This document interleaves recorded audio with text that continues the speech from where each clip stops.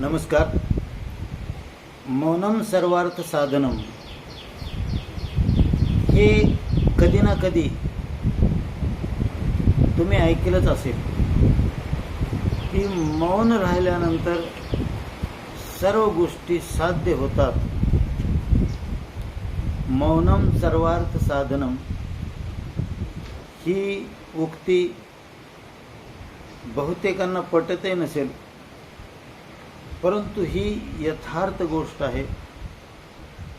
ही 100% बरोबर गोष्ट आहे की ज्याला जीवनामध्ये मौन राहता येतं त्याला सर्व काही साध्य करता येतं.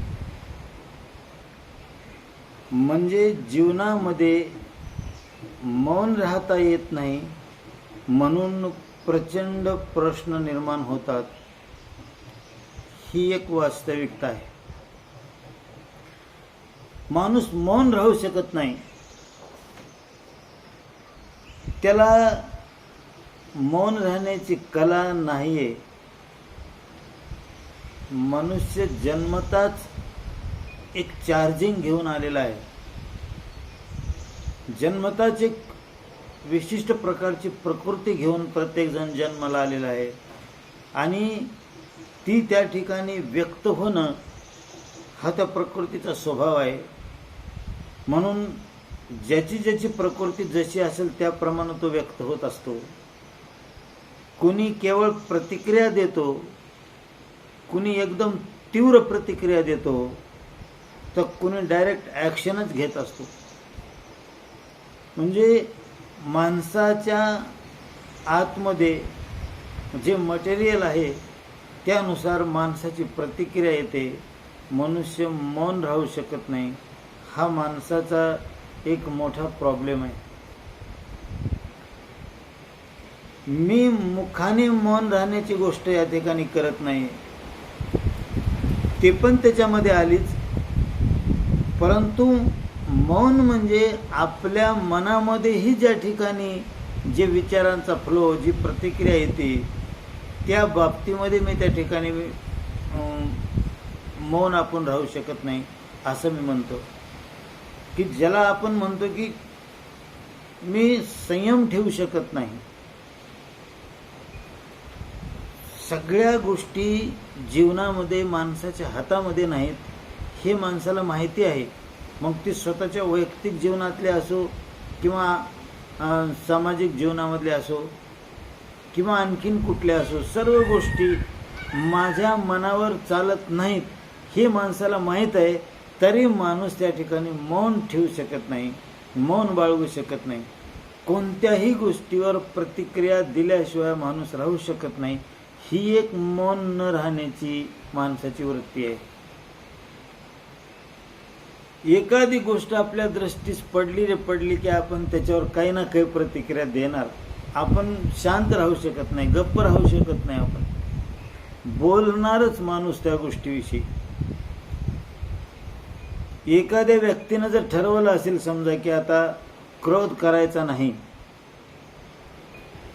तर तू ही गोष्ट 10 वेळेस सांगत राहील दिवसातून की आपण सोडून दिले, आता काही हो तिकडं, आपण आता क्रोध करणार नाही. म्हणजे नाही, काय मला राग फार आहे, मी आता क्रोध करायचं सोडून दिलाय. कोणत्याही विषयाच्या संदर्भामध्ये तो स्वतःची ही गोष्ट सांगतच राहील. म्हणजे त्याला शांत राहणे जमत नाही. आपल्या घरामध्ये बघा, जेवढे काही सदस्य असतात त्या प्रत्येक सदस्यांचा एक वेगवेगळा स्वभाव आहे आणि त्यांची वागण्याची, वेगवेगळ्या क्रियेच्या वेळेस वेगवेगळी प्रतिक्रिया देण्याची ज्याची त्याची एक पद्धत आहे. आता काही काही सवयी अशा असतात माणसाच्या की त्या काही केल्या बदलत नसतात. अशा वेळेस त्या माणसाचा स्वभावच तसा आहे, अशा पद्धतीने त्या माणसाचा स्वीकार करावा लागतो. त्यावेळेस त्या ठिकाणी खरंच जीवन सुसह्य होतं किंवा जगता येत असतं बिना संघर्षाचं. नाहीतर आपण जर ऑब्जेक्शन घेत राहिलो, वेळोवेळी त्याच्यामधून निर्माण होणाऱ्या वागणुकीला जर आपण वेळोवेळी त्या ठिकाणी बोलत राहिलो तर संघर्ष निर्माण होतात आणि निर्माण झालेला संघर्ष समोरच्या व्यक्तीलाही सुखानं जगू देत नाही आणि आपल्यालाही सुखानं जगू देत नाही. म्हणून यावेळेस मौन पाळलं पाहिजे. जीवनाच्या ज्या ज्या क्षेत्रामध्ये आपण कार्य करत असतो त्या प्रत्येक ठिकाणी आपण सर्व शक्ती लावून त्या ठिकाणी काम करायचं. परंतु दुसरा करत नसेल तर त्या ठिकाणी आपल्याला मौन पाळता आलं पाहिजे. तो काय करतो हा त्याचा प्रॉब्लेम आहे, त्यानं कसं करावं हा त्याचा प्रॉब्लेम आहे. म्हणून मला त्या ठिकाणी मौन पाळता आलं पाहिजे.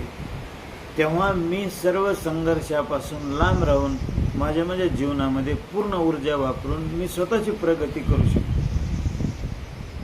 एखाद्या माणसानं चहा सोडला की त्याची ती कृती त्याच्यासाठी एवढी मोठी झाली की तो चहा कसा वाईट आहे हे प्रत्येक बैठकीमध्ये प्रत्येकासोबत बोलताना त्या ठिकाणी सांगत असतो की हा इंग्रजांनी आणलेला आहे, हा व्यापारासाठी त्यांनी हे डोकं लढविलं, चहाचं लोकांना व्यसनच लागलंय, त्याचा फायदाच काय आहे सांगा. अशा पद्धतीने वेगवेगळे तर्क देऊन तो त्या ठिकाणी ते चहा पिणं कसं चुकीचं आहे हे सांगत असतो. तो मौन राहू शकत नाही. त्याने मोठी गोष्ट केली जीवनामध्ये, आता ती गोष्ट त्या ठिकाणी पचवता येत नाही त्याला, त्यावेळेस तो मुखाने त्या ठिकाणी सांगत असतो. ज्याने खूप त्या ठिकाणी अभ्यास केलेला आहे आणि एखादं यश गाठलं तो त्या ठिकाणी मौन राहू शकत नाही.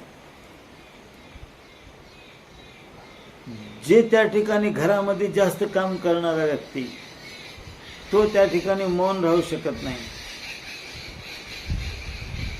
अहो ही जी आहे की माणसाने नेहमी मौन राहणे याचा अर्थ की शांततेला धरून राहणे, स्थिर राहणे.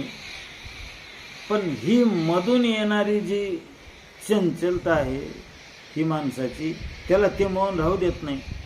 मी असं ऐकलं की एके ठिकाणी मंदिरामध्ये भरपूर लोक जमली, उन्हाळ्याचे दिवस होते आणि एक जणाने येऊन पंखे बंद केले. लोक म्हणले किंवा सगळी गरमी होत आहे, कसं तरी पंख्यामुळे चांगलं वाटतं, पंखे चालू करा, का बंद केले तुम्ही? तर तो व्यक्ती म्हणतो की हे पंखे मी दिलेले आहेत मंदिराला आणि ज्यावेळेस पंखे फिरतात त्यावेळेस माझं नाव वरचं दिसत नाही. म्हणजे तो त्या ठिकाणी स्वतःला शांत ठेवू शकला नाही. ज्या ज्या ठिकाणी जीवनामध्ये माणूस काय करतो त्या ठिकाणी तर तो शांत राहू शकत नाही. जगामध्ये आता बऱ्याच गोष्टी घडतात. माणसं मुख्यमंत्र्यापासून पंतप्रधानापर्यंत सगळ्याच्या गोष्टीविषयी त्या ठिकाणी बोलत असतात. कोणी समर्थन करतो, कोणी विरोध करतो, कोणी तटस्थतेने बोलतो, पण त्या ठिकाणी ही व्यक्त करणं चालूच आहे. आणि हे जे मौन राहता येत नाही, माणूस जे त्या ठिकाणी बोलत राहतो, या ठिकाणी माणसाचं हे नुकसान हे आहे की त्याला काही शिकता येत नाही, त्याला काही घेता येत नाही. जो मौन राहतो, जो खऱ्या अर्थाने मौन राहू शकतो, तो त्या ठिकाणी ग्राही बनतो, घेऊ शकतो. तो मौन असल्यामुळे त्याला कुठे चांगलं आहे, कोण काय बोलतो आहे, कुठून काय घेण्यासारखं आहे, फक्त त्याच्याकडे घेण्याचा दरवाजा उघडा राहतो. माझी ही गोष्ट तुम्हाला यावेळेस पटेल की दोघं जण चर्चा करत असतील तर आपण नीट लक्ष द्यायचं. कोणाला कोणाचं ऐकायचं नसतं, त्याचा विषय फक्त संपायची तो वाट बघत असतो की लगे आपला विषय जोर देऊन तो मांडत असतो. आपला विषय कशा पद्धतीनं मांडायचा ह्याचीच त्याच्या मनामध्ये चलबिचल चालू असते, कालवा कालव चालू असते. त्याचं बोलणं फक्त संपण्याची तो वाट पाहतो. तो काय बोलतोय याच्याकडे त्याचं लक्ष नसतंय आणि मग स्वतःचं त्या ठिकाणी त्याला मांडायचं असतं म्हणून त्याचाच तो विचार करतो. समजा कुठे त्या ठिकाणी राजकारणाचा विषय निघाला, समोरचा एक मुद्दा मांडतोय, त्याचं संपण्याची तो वाट बघतोय की हा त्या ठिकाणी दुसरा मुद्दा मांडतोय, हा त्या ठिकाणी वाट बघतोय की हाचा मुद्दा कधी संपतो, दुसरा त्याचा मुद्दा मांडतो. म्हणजे ऐकायचं नाहीच आहे. ही मौन न घेता येण्याची लक्षणं आहेत. एखाद्या ठिकाणी सापाचा विषय निघाला की कुठं कसा साप निघाला, काय झालं, काय घडलं वगैरे, हा त्याचं सांगतो की लगेच तो दुसरा सांगतो, लगेच तिसरा सांगतो. या ठिकाणी मौन पाळता येत नाही माणसाला, आणि म्हणून माणसाला या जगामधून शिकता येत नाही. फार अनमोल गोष्टी मनुष्य जीवनामध्ये शिकू शकेल जर त्याला मौन राहून सगळ्या गोष्टी त्या ठिकाणी घेता येतील. त्या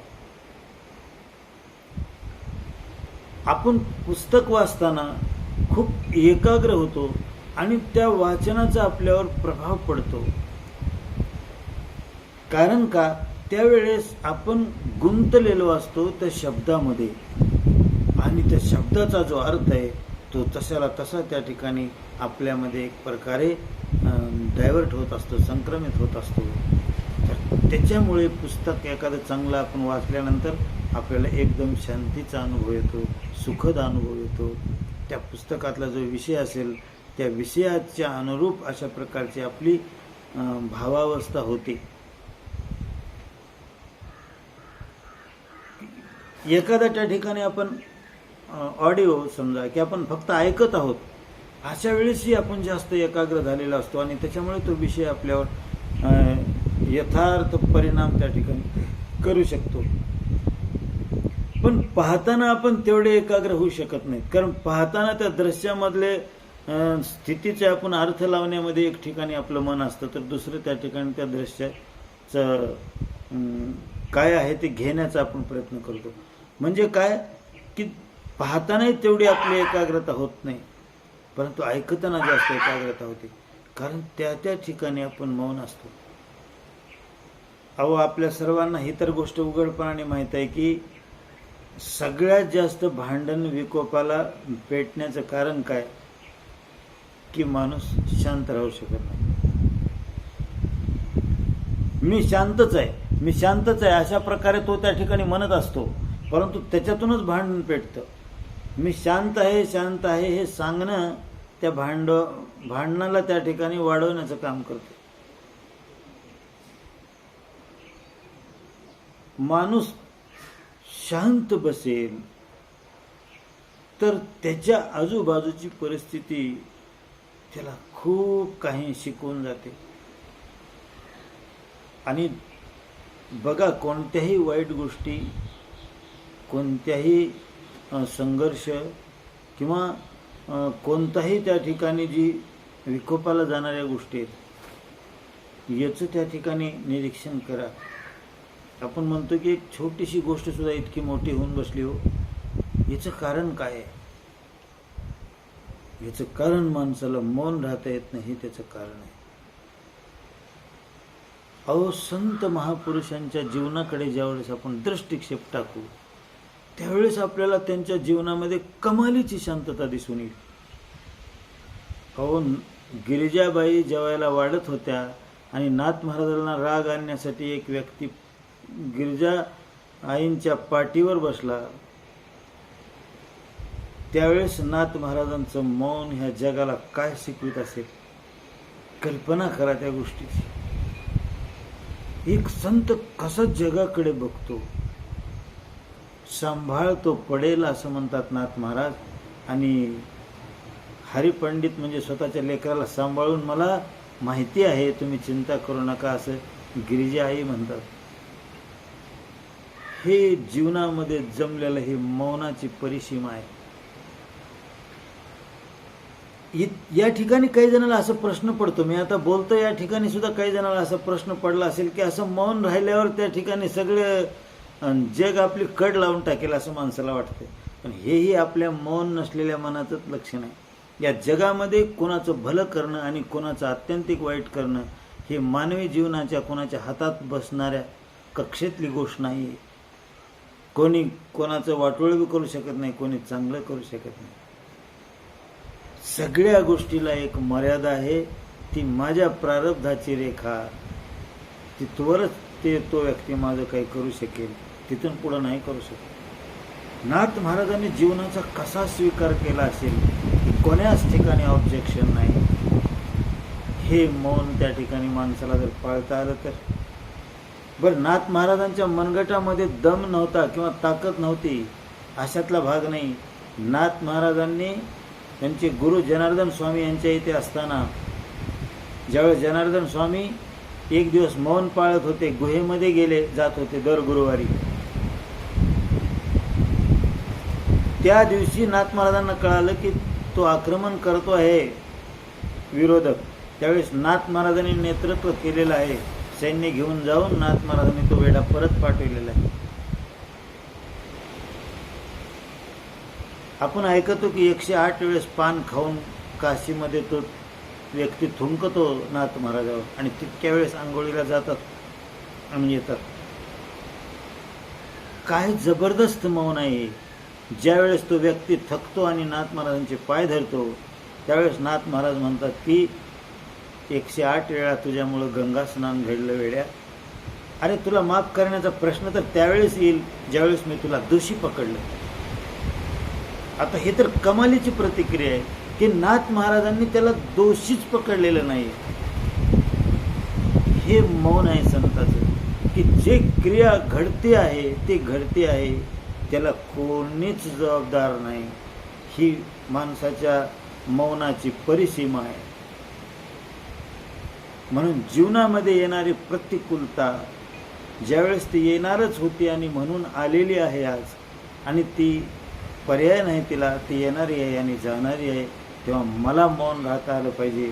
हे ज्यावेळेस जीवनामध्ये माणसाला जमायला लागेल त्यावेळेस त्याची अपार शांतता, त्याचं धैर्य आणि त्या ठिकाणी त्याची स्थिरता जगामध्ये कोणी भंग करू शकत नाही.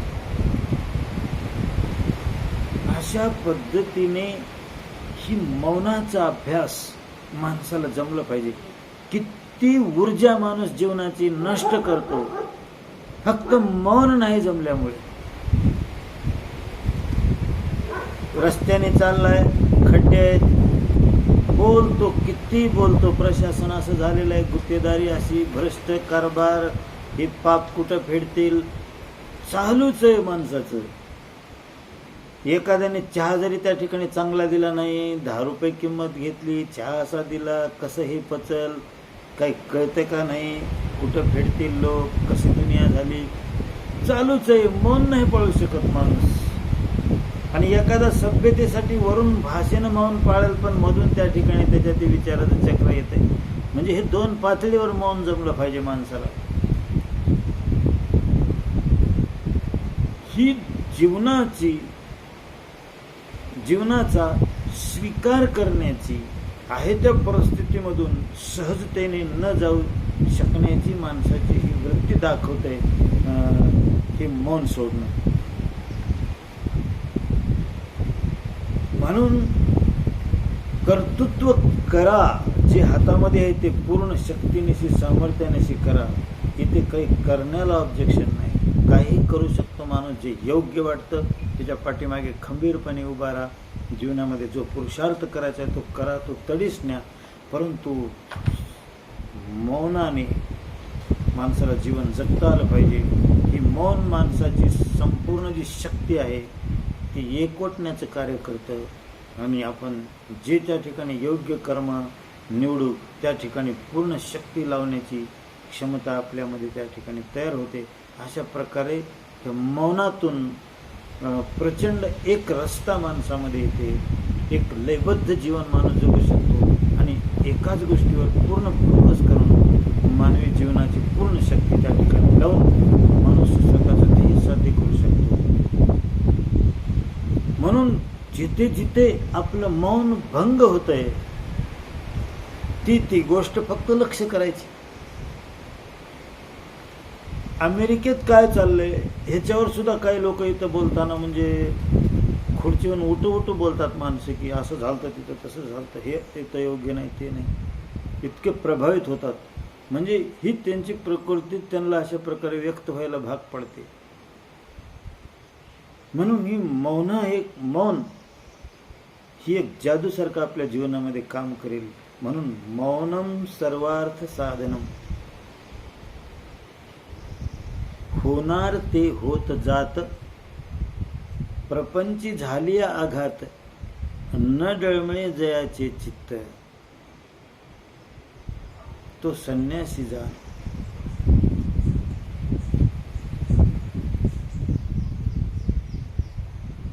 मी आठवत नसेल तर ही ओवी अशीच आहे, मी विसरत नसेल तर ही ओवी अशीच आहे की हे मौनाचं लक्षण आहे की जे काही होत आहे ते होत आहे, होणार आहे.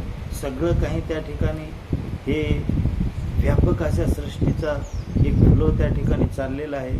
जगामध्ये कर्मधर्म संयोग आहे, नियती आहे, सगळ्या गोष्टी त्याप्रमाणे घडत आहेत आणि मी एक छोटासा त्याच्यातला एक भाग आहे. काय घडतंय याला काय मी जबाबदार असणार, मी फक्त माझ्या हातून चांगलं काय होईल एवढा विचार करायचा आहे. आणि जीवनामध्ये अनेक ठिकाणी जे आपलं मौन भंग होतं, आपली ऊर्जा व्यर्थ जाते, ती त्या ठिकाणी संरक्षित करण्याचा हा विषय आहे. म्हणून ज्याला मौन जमलं त्याला सर्व साध्य करता येतं. मौनम सर्वार्थ साधन. अनेक भांडणे मिटतील, अनेक संघर्ष त्या ठिकाणी विराम पावतील, लोक आपल्याविषयी वेडवाकडं बोलण्याचं सोडून देतील. कारण जो मौन आहे त्याच्याविषयी कोण किती बोलू शकतं, मौन आहे त्याच्याविषयी कोण संघर्ष किती करू शकतं.